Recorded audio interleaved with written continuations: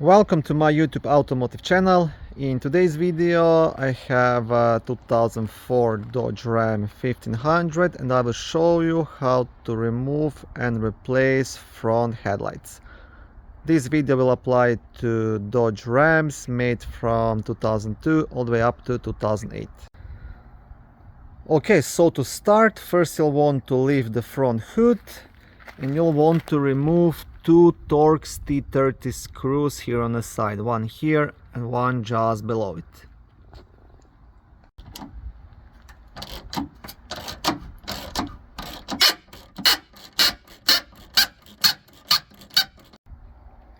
Okay, so once you have removed those two screws, next thing to do, you'll have one small trim screw to remove right here on top, and you'll need a Phillips screwdriver. The idea here is you have to unscrew or pry out this middle piece and then the whole trim screw will get out.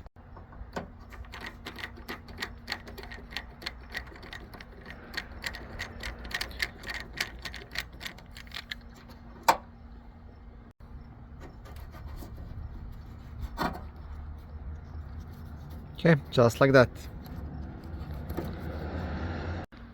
Okay, so once this trim screw is out, you'll have one more screw to remove, which is just down here between the headlight and the bumper.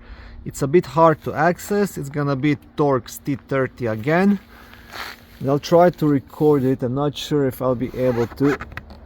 It's just down there. I have a flash turned on my phone, but I can't really catch it. But once you are working on your truck, you'll be able to see it. So it's just straight down here.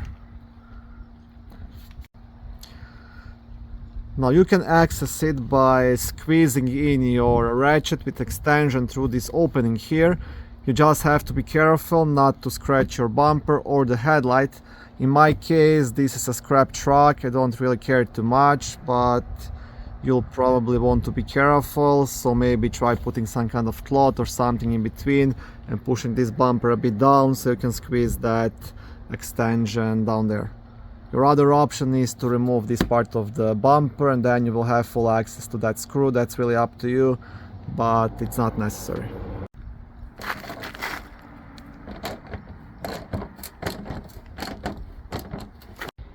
Okay, so once you have this screw out, there is nothing else actually holding this headlight in place. All you have to do is wiggle it out. Now to do that, you just want to press a bit down here on the bumper and use your other hand to pull the headlight out.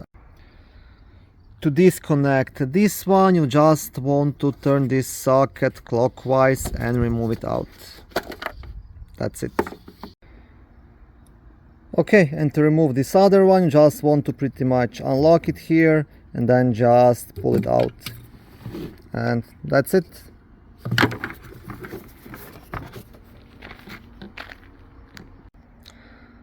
Okay, thank you for watching this short video. I hope it was helpful and educational.